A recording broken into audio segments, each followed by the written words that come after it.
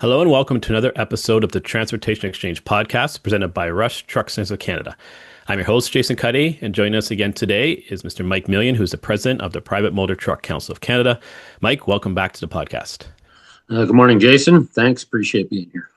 Yeah, so it's been a while since we had you on, and there's definitely been a lot going on in the industry. And so we want to get you back on to talk about what the PMTC has been doing for its members and for the industry really in general, as far as things that has happened in the last year and kind of what's on the horizon for next year. So why don't we kind of start with, what you guys have been up to for the last little bit with regards to the industry as a whole. Yeah, well, I'd say, the biggest thing that we're still working on, and it's hard to call it new, but it's newish, I guess.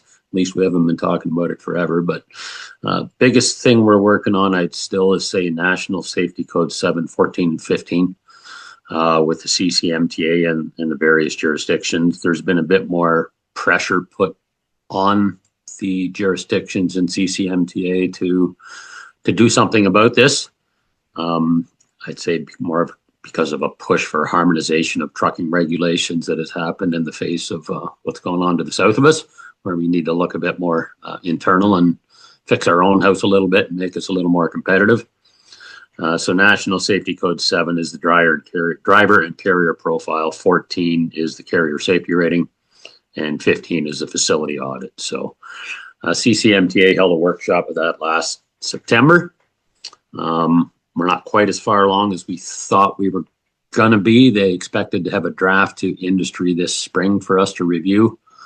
Latest update is they will give a report to us at their annual meeting in June as to the updates that the jurisdictions have talked about and what they're proposing.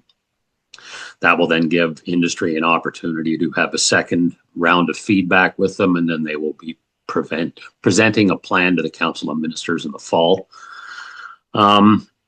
This is the three biggest areas that affects carrier safety ratings across the country, and how they are looked after. I think we've talked before.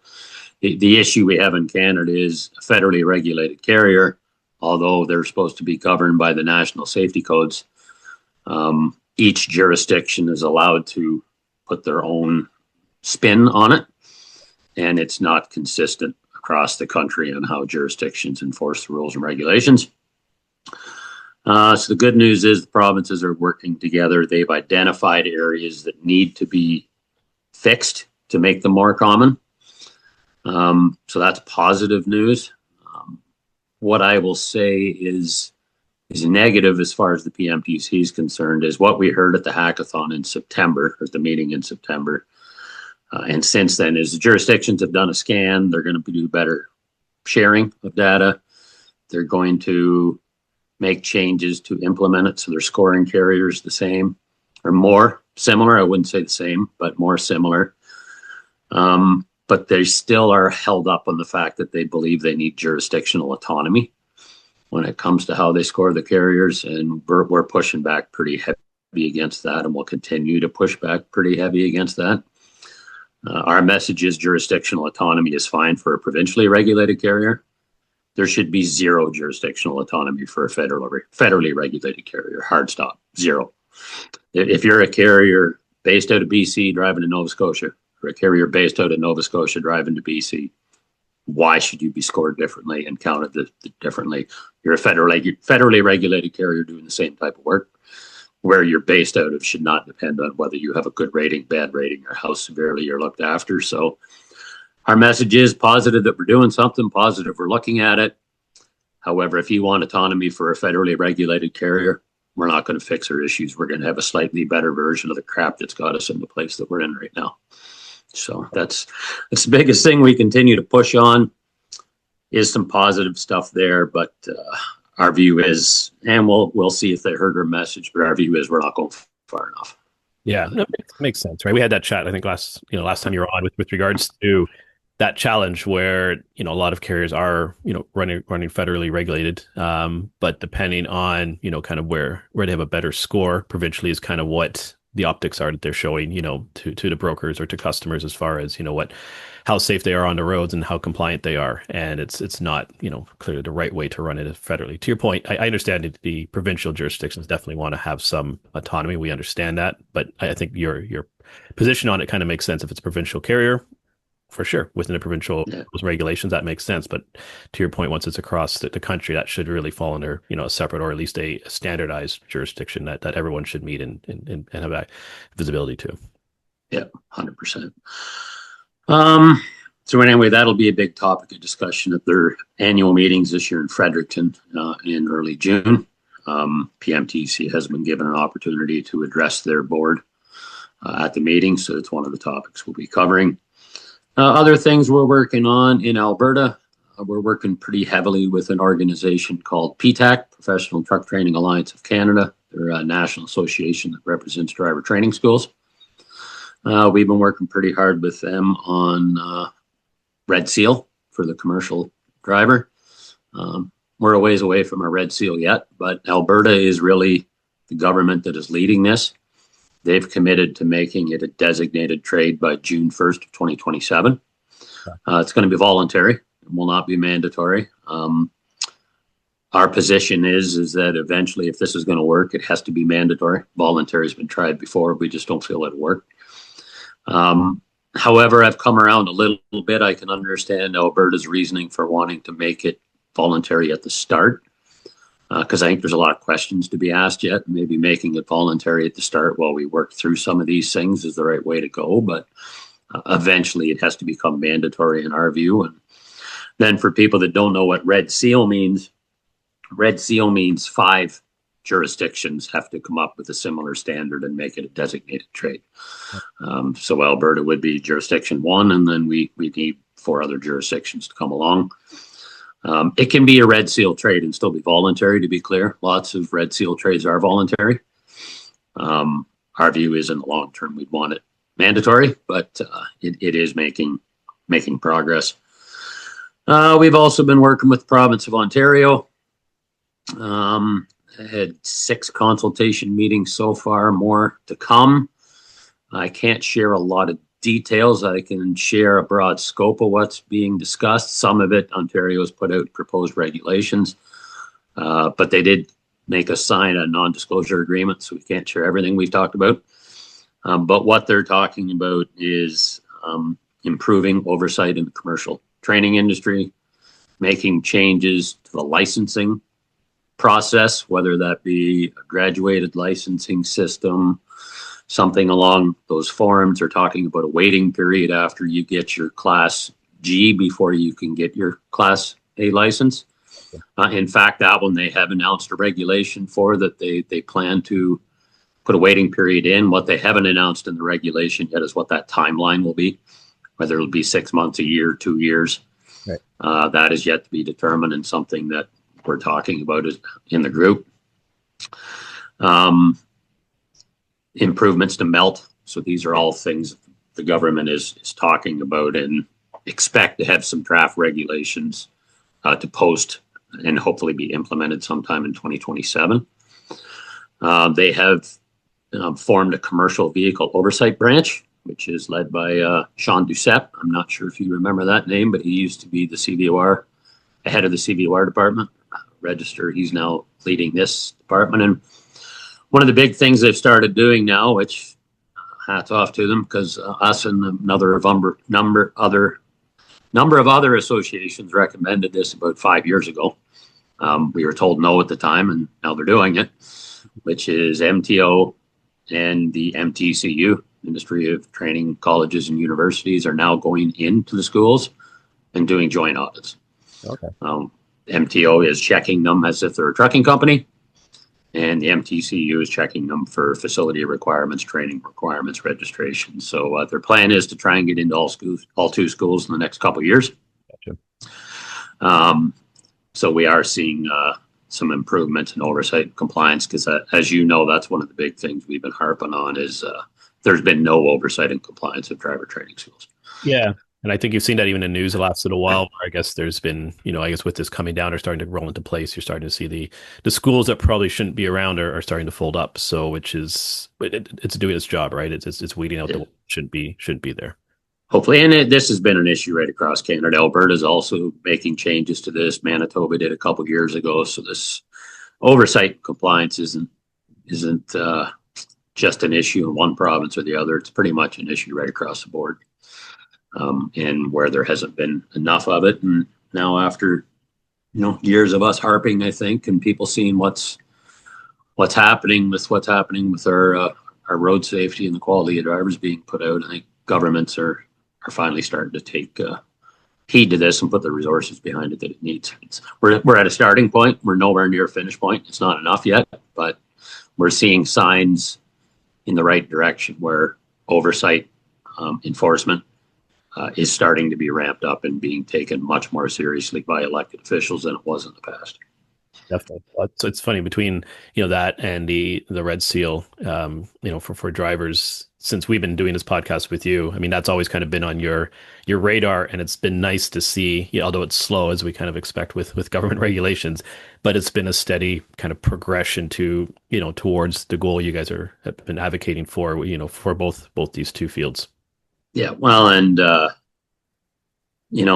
long have we been talking about misclassification of drivers? And that issue with fleets too, right? And it's been a black hole I'd say for years, where nobody seemed to care.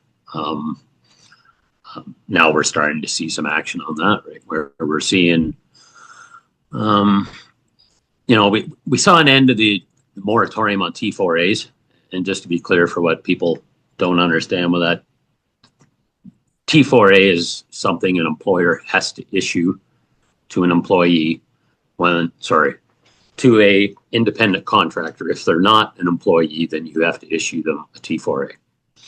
There's been a moratorium on enforcement and penalties associated with T4As since 2011, I believe. The moratorium was put in place by the Stephen Harper government. That's how far back this goes. And it was basically put in place because employers complained at the time, and lobbying put in place at the time, that it was too hard to comply with. It was too much paperwork. Like, to be clear, if you hired somebody to plow snow out of your driveway, you were supposed to issue them a T4A if they're an independent contractor. Anybody who does work for you that isn't an employee was supposed to be issued a T4A. So they put a moratorium on it. They ended the moratorium just for the trucking industry. Law didn't change. They just said, we're going to start enforcing rules on it again and start enforcing penalties. They only changed it for the trucking industry. No other industry in the country, just the trucking industry. And I got asked by some individuals from the CTAO, which is the association largely known to represent misclassified drivers and fleets. They may not like me saying it, but it is what it is. And they asked me at a conference in November why the government was only putting the moratorium on the trucking industry and not other segments of the industry. My response was, government did surveys on this. They did study on it. This is more prevalent in the trucking industry than it is in any other industry in our country. It's a bigger problem in our industry than it is anywhere else. Is this an issue in other industries? Of course it is. But it's a bigger issue in the trucking industry than it is anywhere else. There's limited resources, so they're going to attack the ones that are known to be the most non-compliant at this point. So the announcement of the end of the moratorium on T4As, it's a positive step. But if you know you're not complying with the law, you're not going to start issuing a T4A now that there's penalties for it. Right? So we have to make sure we identify those. And the other announcement that they made was, in legislation, a sharing agreement between Employment and Social Development Canada and the CRA, where they are now sharing information back and forth. So if Employment and Social Development Canada, when they're checking labor practices and other issues, if they identify a fleet that may be Driver Inc., they will now report it to CRA. CRA can go in. If CRA sees labor issues, they'll share that information with ESDC. So they're now sharing information back and forth, which is identifying more fleets. Ontario has been doing a number of audits. with this. We're seeing Ontario, Manitoba, Quebec have done blitzes in the last 6 months where they're actually putting employment officers at the scales on roadside, doing questionnaires with drivers to identify if they may be driver inc or not. And then if they do identify their driver inc, they're then going in and doing audits and blitzes on them. So we've seen a big turnaround on this. And I think we know it's having an effect because there's been press out there, especially from the CTAO again, where they're screaming racism. Their members are being targeted because of their well, they're not being targeted because of race. They're being targeted because they're the fleets that are being identified as misclassifying drivers. Right? If you're properly classifying your drivers and following all labor rules, what's your issue with a blitz? Yeah. Right? And I've also had members of ours, Wellington Motor Freight has been blitzed. They didn't have an issue with it. They were in there for a day, checked everything out. They're fine. If you're following the law, what's your issue? Shouldn't be a concern.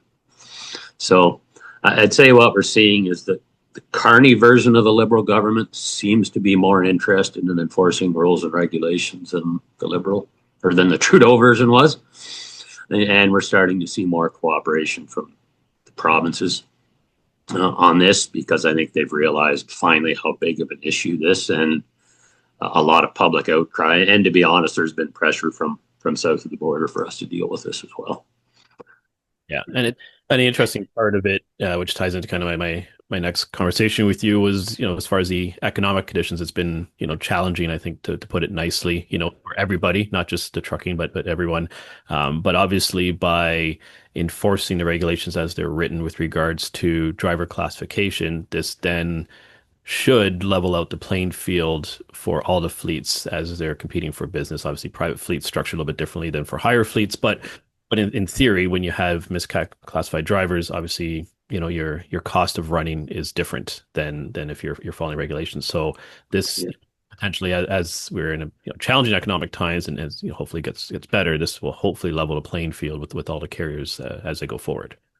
Yeah, one would hope. And I mean, the standard the standard number that you hear is that fleets that misclassify their drivers and pay them as independent contractors are saving roughly 30%.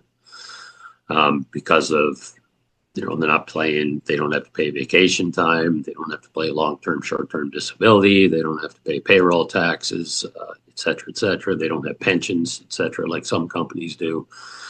So the 30% is just basically on payroll remittances. My arguments would be they're even saving more than 30% because not all of them do this, but most of these fleets that are misclassifying their drivers are also the same fleets that have been found to be underpaying drivers, way below industry standards, withholding pay, not following safety practices that other fleets do as well. Like, I'm not saying there isn't some misclassified fleets out there that operate safely as far as rules and regulations are. Certainly there are. And there's fleets out there who are properly classifying their drivers who aren't operating safely. I mean, so we're generalizing if we're saying it all, but I mean, studies have proven that fleets that misclassify have a higher prevalency of not following safety rules, not keeping their equipment up to date, not paying drivers properly. The general thing is you don't break one rule, right? If you break one, you're probably going to break more. So they're probably even saving more than 30% because of all the other practices they're not following. Yeah. We are also seeing, because of what's been going on in the industry and the economy hasn't been good, we're seeing banks pull back. BMO is the largest lender there was, and I mean they're pulling back big time and basically getting out of this because we've seen some pretty big fleets that have been just walking away from assets, and now you're seeing in the court system after what happened with Pride Group there a year or so ago, where a bunch of lenders were left holding the bag, and then a federal judge basically let them buy it back for $30 million and go run it again while they never paying their debts off. What we're seeing now with rulings is, we saw it with Lightspeed Logistics, we've seen it with a few since then, is the banks and the courts are coming in and saying, no, that's it, we're pulling out, hand it all in, sell off property, sell off assets. They're not being given the rope that they were before. And there's less banks want to do business with fleets that they feel may be misclassifying drivers. So I think that's going to have a change, as well as lenders are starting to look more into the whole of your operations, just not safety and compliance, but also labor practices, et cetera, before they're going to lend you money. So the noose is being tightened a little bit finally. Yeah, no, definitely. I mean, we talk about the economic conditions. There's that part of it as well that, isn't necessarily always in the press, but definitely, from our side, we see it. The lender pool maybe isn't as big or as hungry, as it has been in the past. And if they are, they're definitely going after the stronger candidates, right? They're not. I think 5, 6 years ago, everyone was kind of getting in on everything, and Yeah. the market was hot, and people wanted to be. Yeah. Lose an opportunity. I think now they're really scrutinizing every opportunity, and rightfully so. And there's nothing wrong with that. It's making sure everyone is fully in compliance with everything, and that's who you kind of want to move forward with for sure. Yeah. Well, you lend your money, you probably in good business practices, you're going to get it back.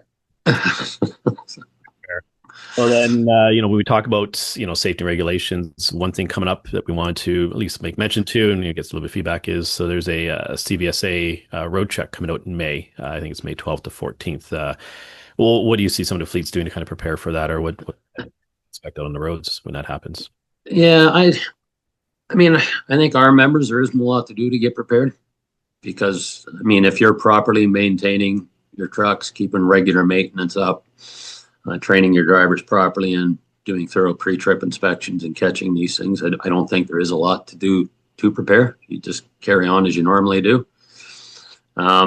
You may see some fleets, just as a best practice, may try to round all their trucks through ahead of schedule. Maybe bring them all in 2, 3, 4 weeks before the blitz to give them a once through to make sure that there isn't any issues that the drivers missed or the shop has missed. But I think it's just normal practice for a lot of them. The fleets that don't have safety in mind may be prepared by trying to avoid the scales or going off the road, and those are the ones that we obviously want to get at.